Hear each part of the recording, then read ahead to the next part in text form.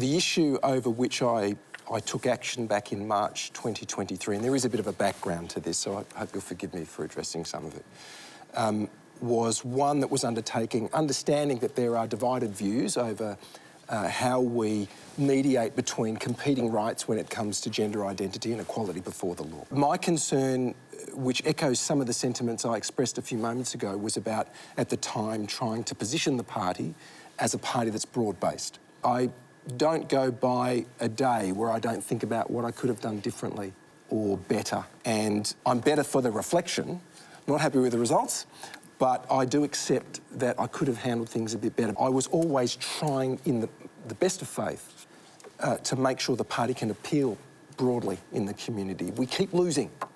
We keep losing people.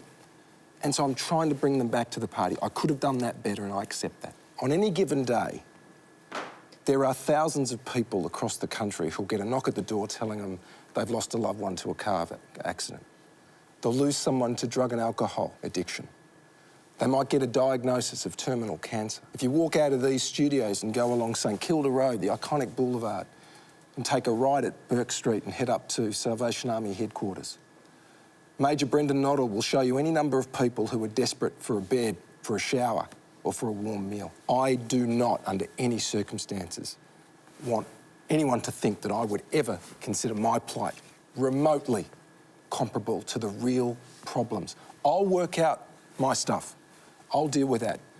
But like others on the panel, as a politician, as a public figure, I will always keep doing the work, but always keep perspective.